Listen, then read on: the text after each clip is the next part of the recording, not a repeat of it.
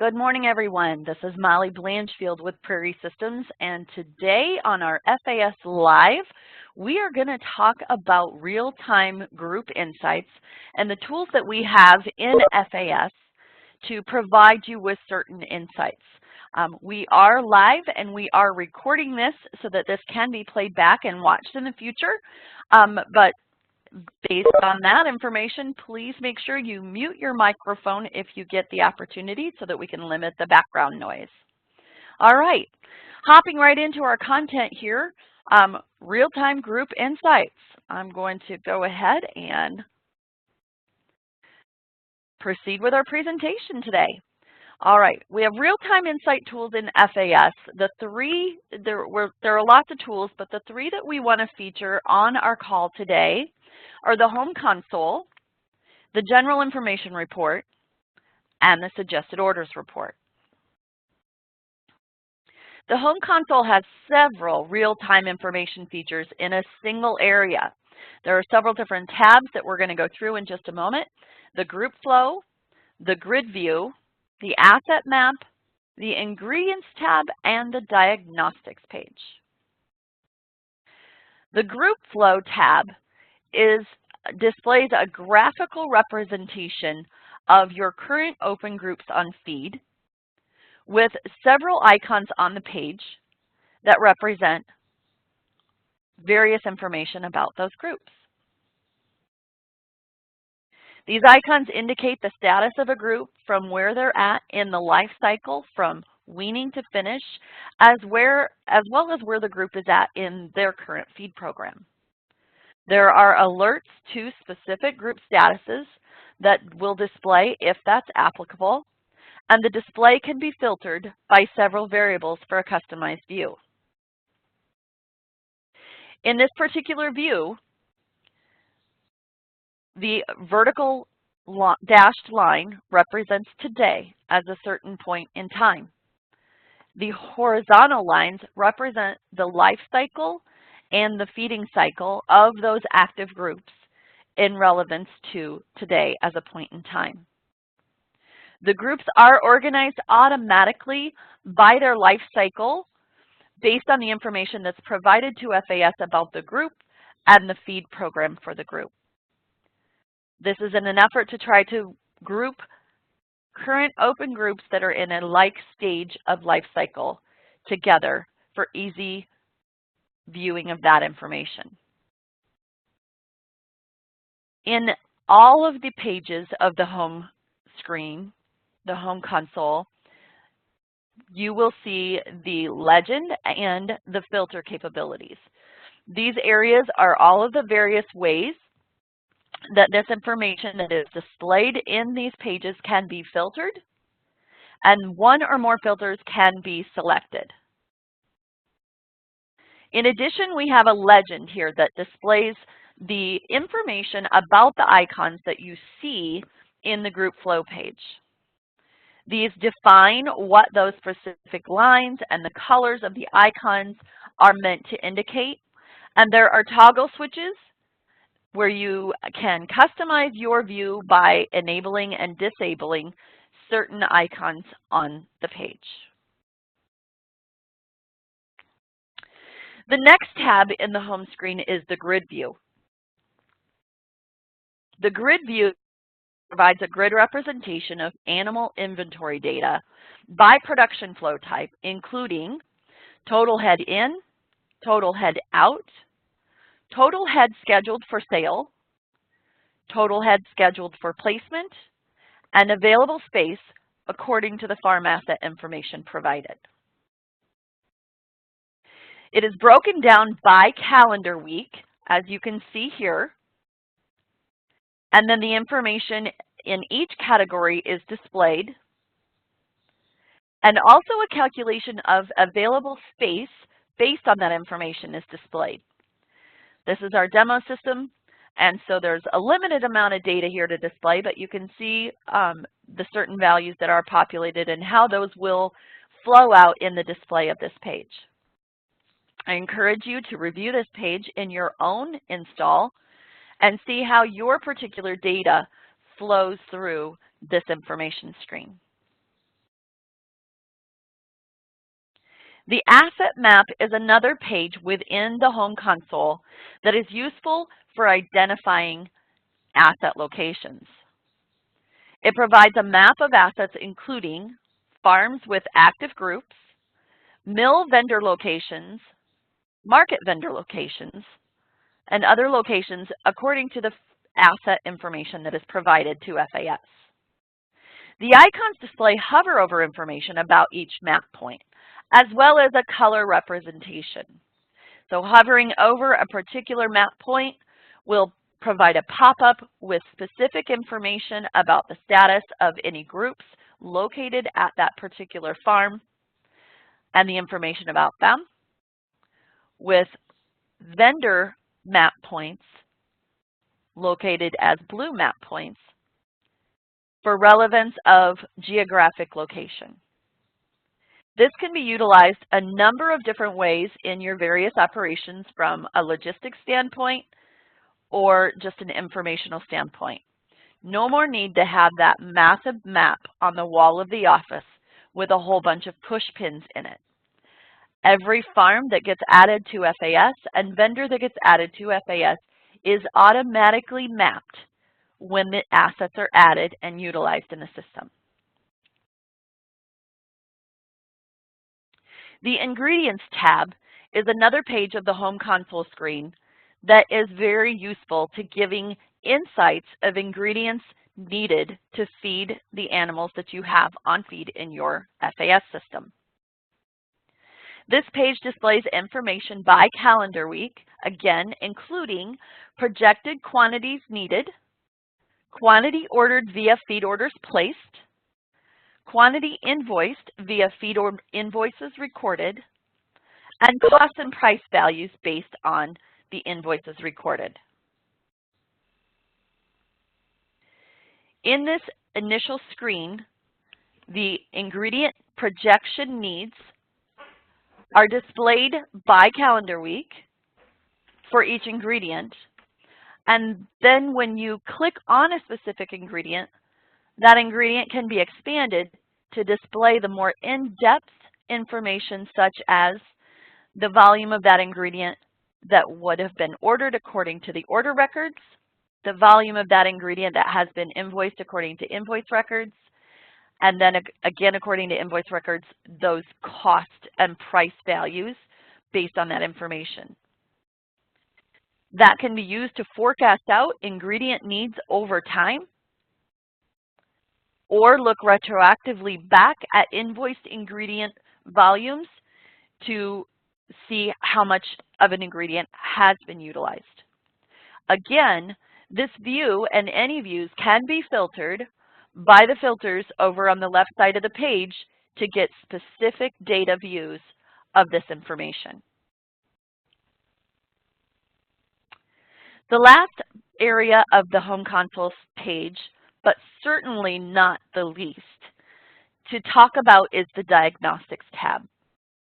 The Diagnostics tab contains several charts of information that give tremendous insight as to group status and utilization of your FAS system.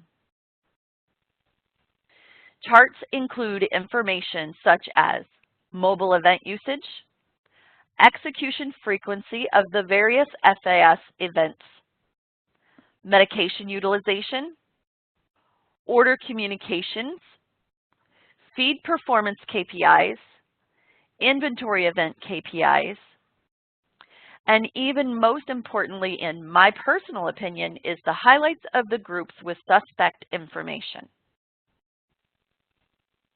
As you go down through this particular page, there are charts, all kinds of charts of information. Too many for us to go into on our call today, but we will be posting some tutorial videos in our tutorial library specific to what each of those charts mean and what actions can be taken based on that information. The next area of the system that we like to highlight as our execution tools is the General Information Report. The General Information Report displays a data view of the information from the home console for more comprehensive group information. This report can be filtered by any field on the report. Specific views can be saved as bookmarks for custom reports, and the data can be exported out for further use in other downstream analytical processes. As you can see, there are many different fields of information about the groups on this particular report. As a matter of fact, the default report displays just 25 of the 45 total fields of data available for a group.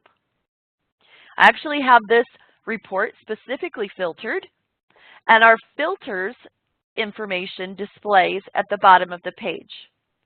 So in this particular case of this view, I have groups that are only open, that were opened within the last year, and are being fed out of the vendor FeedMill ABC. So in addition to being able to customize and bookmark, you can filter these and then save these as bookmark reports. The specific details on how to do those things will be available in a tutorial video that gives you specific step-by-step instructions on how to create bookmarks. There is a current tutorial on our Smart Report style that has more information about that already out there.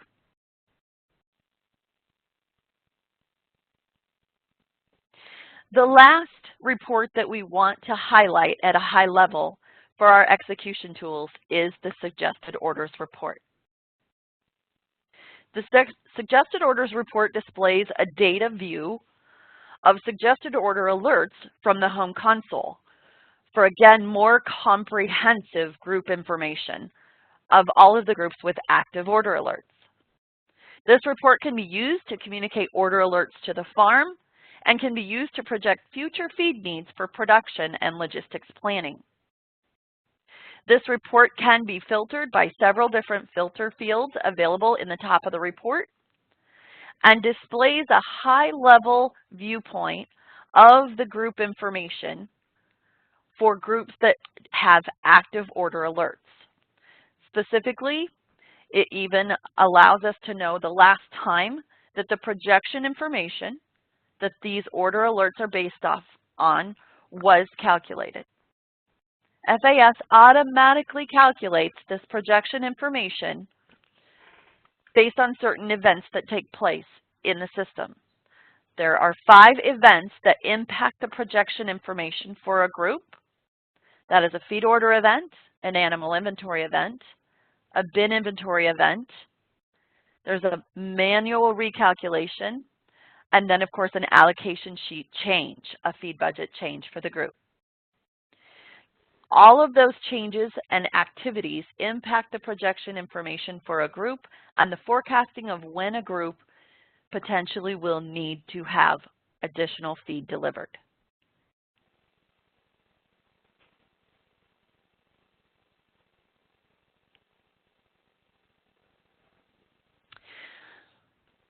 This has been a high-level overview of the execution tools in our FAS system. I'm going to go ahead and open up our microphones for everyone participating on our call to allow people to ask some questions about those tools and any further information. But also, we really want to encourage people to talk about if you are using these tools, how are you using the tools in your operation? What insights are they providing your company? And what particular questions might you have for other ways that these tools can be utilized? All right, I'm working on unmuting everyone here. Oh. All right, so who would like to kick us off with a comment or a question?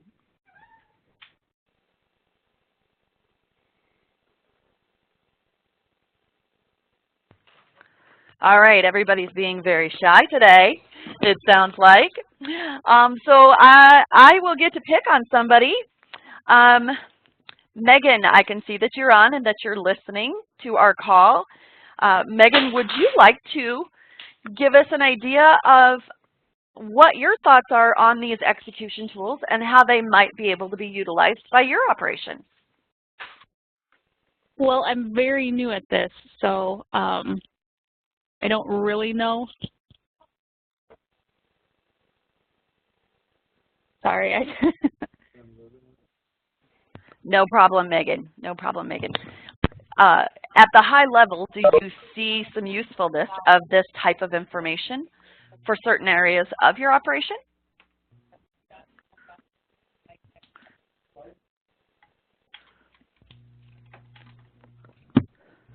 Hey, Molly. Hey. Hey, Brandon. On the suggested orders report, Yeah.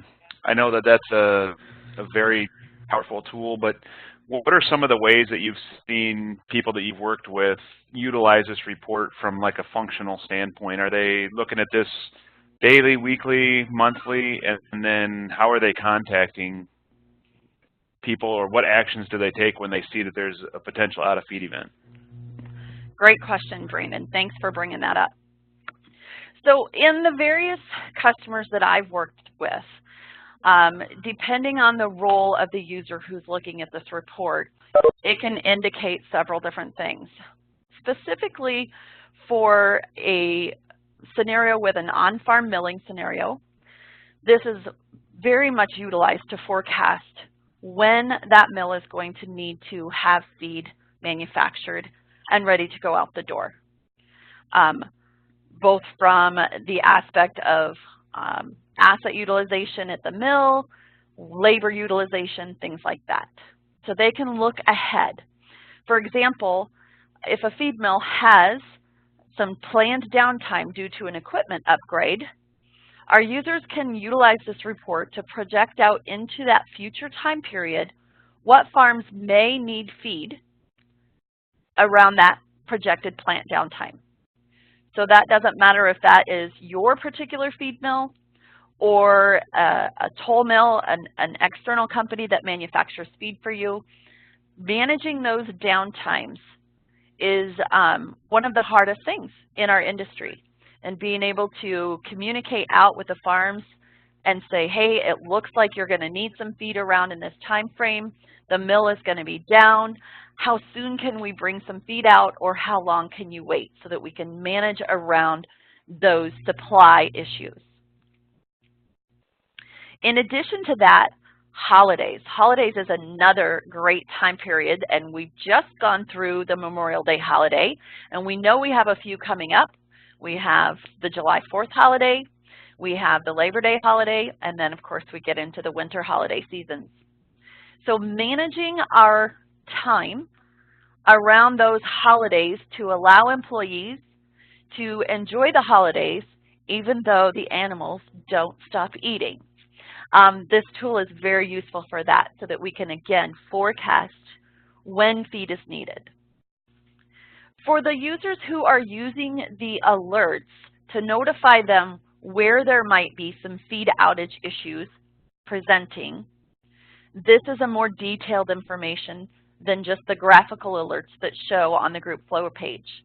It gives them some really specific information, such as the last delivery date, the last ration that was ordered, you know, the current inventory of the group, where the group is at in their allocation sheet, what is the current ration that they're on and how many pounds to go. To give them that additional insight as to what might be going on with those groups of animals that have current alerts present. So hopefully that answered those questions.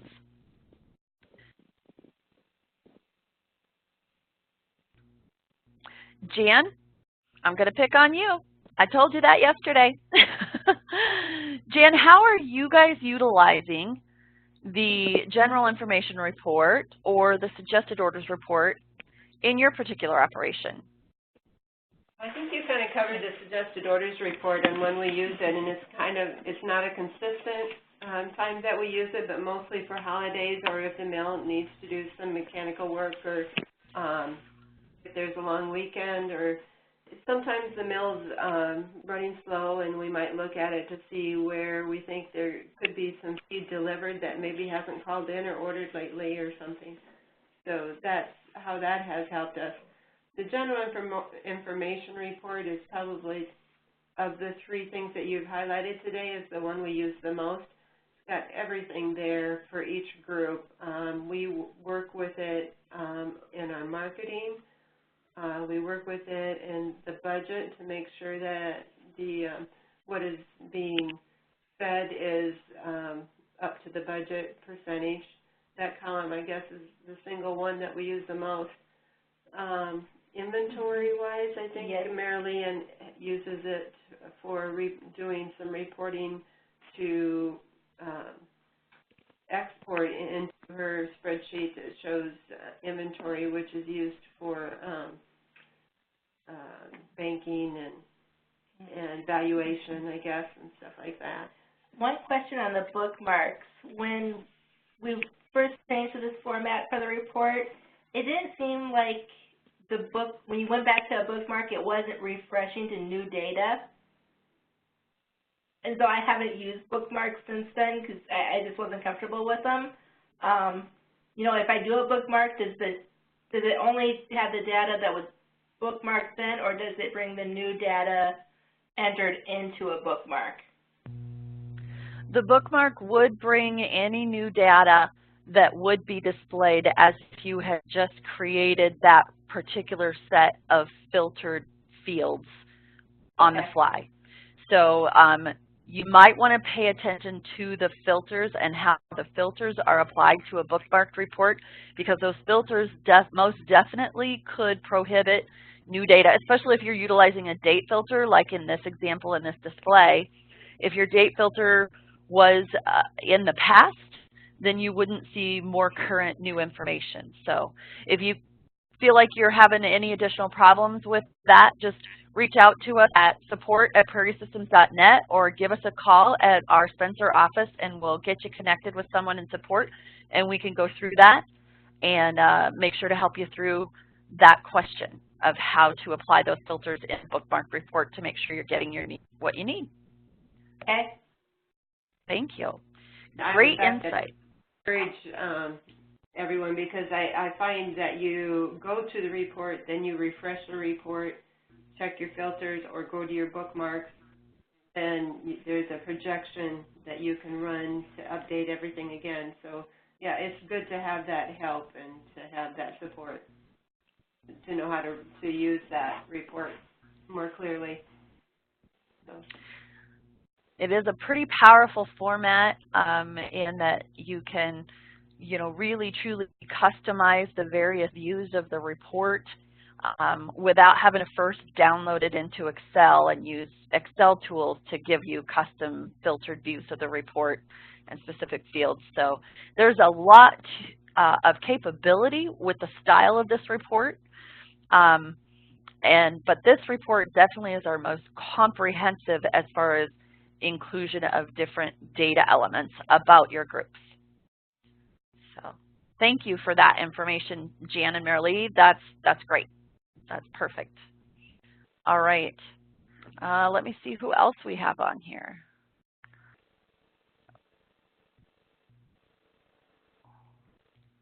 All right. Hey, Molly. Yeah. On the general information report, can you change the order of the columns? Yes, you can. It's very simple to do that. You basically, and this is a screenshot I'm showing here, so I'm not live with it, but you basically just click on a column and drag it to wherever in the screen, whatever order you want your columns to be displayed in. So the view of the report is completely customizable that way. Good question. Good point. Thanks, Jeff. Any other questions about that type of functionality?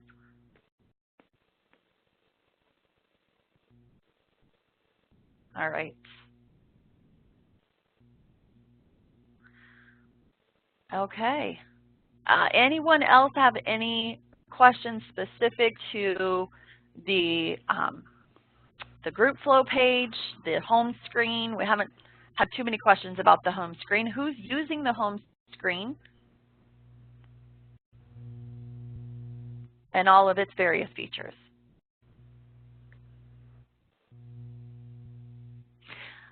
Molly, I see that there is a prescription symbol on that screenshot on Rob's Q1 group there. Mm-hmm. What did that do? What does that mean?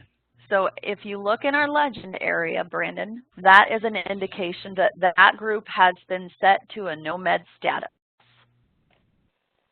So a no-med status of a group in FAS is a group in which the user has set that they do not want medications to be utilized in the feed orders for that particular group.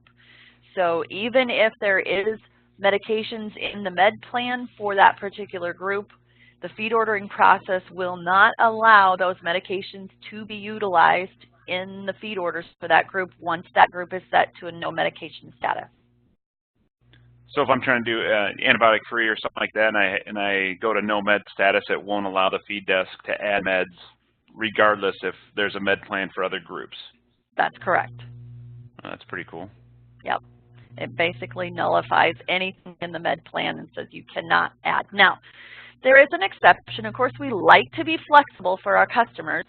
So we do have products that our customers put in the drugs area of FAS that are not considered to be antibiotics, but they are administered like drugs.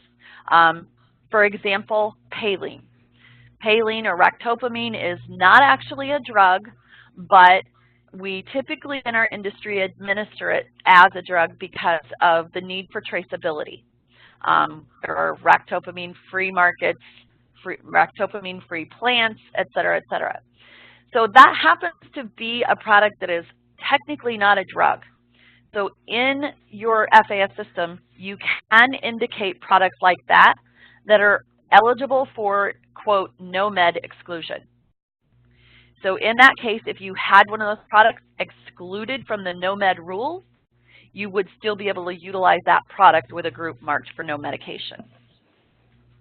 So we try to make it as flexible as possible, but the real reason for adding that status to a group is definitely for that visibility throughout your production system, and then to prohibit the feed desk from adding unintended medications to a group that needs to be, like you said, granted an antibiotic-free flow, or for whatever reason you need them to not have any feed-grade medications. Another scenario of that is that they could be pulsing with something in the water because of a disease outbreak scenario that was not part of the normal plan, and they don't want any feed-grade medications to inhibit the activity of the water medication, so they may switch a group on a temporary basis to a no-med status to prohibit feed-grade medications until they're done with that on-farm protocol. Good question. I also see, I mean, you know, with the other suggested sales and suggested orders, do I need to leave the home screen in order to, say, place an order for a group that has suggested orders on it, or can I click on something on the home screen here and go straight into adding an order or setting up suggested or setting up scheduled sales? Yes, you can. There are several different activities that you can take from this home screen to act on that information that is indicated here. This home screen has a right-click menu where you right-click on any particular group, and it will display a sub-menu of options that are basically hot links into those specific task areas of FAS. The easiest way to create a feed order for a particular farm in FAS when you see that you have a need to create a feed order is by either clicking on the shopping cart icon next to the farm, or by clicking on the specific bin if you just want to create a specific order for a specific bin. Any other tasks such as adjusting the inventory, adding scheduled sales records, adding scheduled placement records, all of those things can be done right from this screen, launching from this screen. So what you'll notice as newer users especially is this is the screen that we typically set as the basic home page for a user, because every task that you need to do for the primary execution tasks within FAS can be launched from this screen with the right-click menu on this available page of the group flow.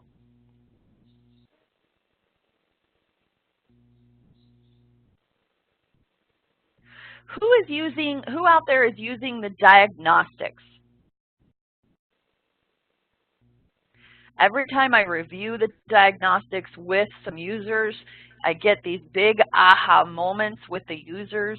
And so I was wondering if we have anybody, I was looking through to see who all we have on this call that I know is actively using diagnostics. So diagnostics is a maintenance. It's an information, but it's also a data maintenance tool to help you ensure that you have good quality information in your FAS system for it to use to project out scheduled sales and feed needs and things like that.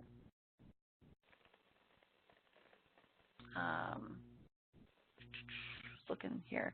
Jan, can I pick on you again? Are you guys looking at diagnostics? Don't typically on a regular basis. We have looked at it some, what groups may be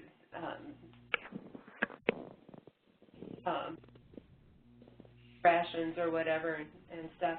The one I guess most it would be towards the bottom, I think on the right-hand side. Yeah, well, yeah, there again it's the budget, the groups that are past budget or something like that. Gotcha. Yes. So this is contextual. So some of these charts will only show up, these diagnostic charts only show up if you have a specific scenario similar to what Jan just talked about. So open groups that are have 0 estimated feet on site at the beginning of their budget, groups that are open with more estimated feet on site than capacity, groups that are open past the end of their budget, open groups that have no inventory. If you don't have any groups in your FAS system that have those scenarios present, the charts won't show up for those diagnostics charts down in the bottom area. These first 6 charts are always going to be available. Those are just highlights of specific KPI information. But then these specific charts at the bottom that are contextual will show up if those issues are present.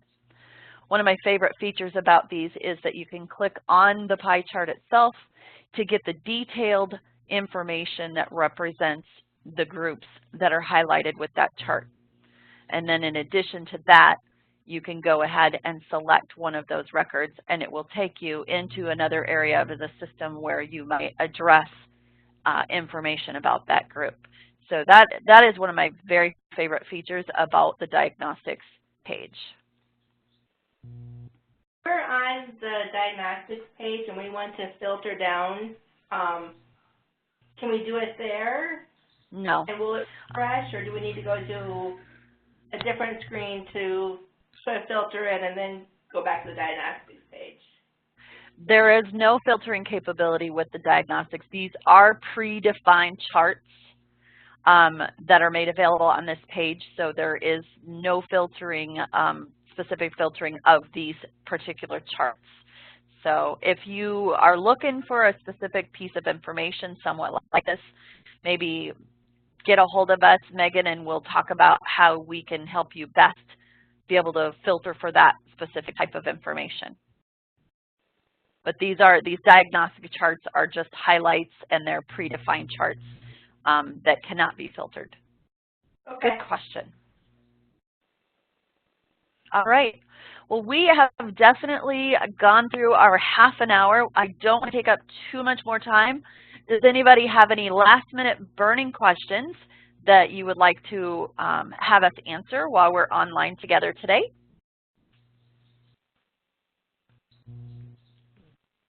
All right. Okay. Well, hearing none, then I just want to bring you back to our presentation here and let everybody know, remind everyone, these are recorded. Within a day or two, we will have this video posted out in our recording library. You can access our recordings through the FAS help area, and I'll show you that.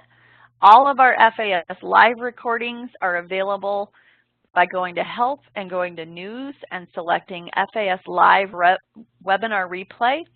That will present you with a document with a link, the same one that I showed, and that will take you to our unlisted YouTube channel where we have our FAS live recordings from previous months. And then we will also have specific tutorial videos pertaining to each one of these additional areas out in our tutorial video pages that are available again through the FAS help. Under how to, there's a training video link there to another playlist that has tutorial videos. So if you have any questions, you want to replay this, anyone who wasn't able from your team to make it on the call today is able to watch that at their leisure or rewatch that, and then check out our tutorial video library for more in-depth information on some of these features. With that, I'm going to wrap up the recording and go ahead and stop recording.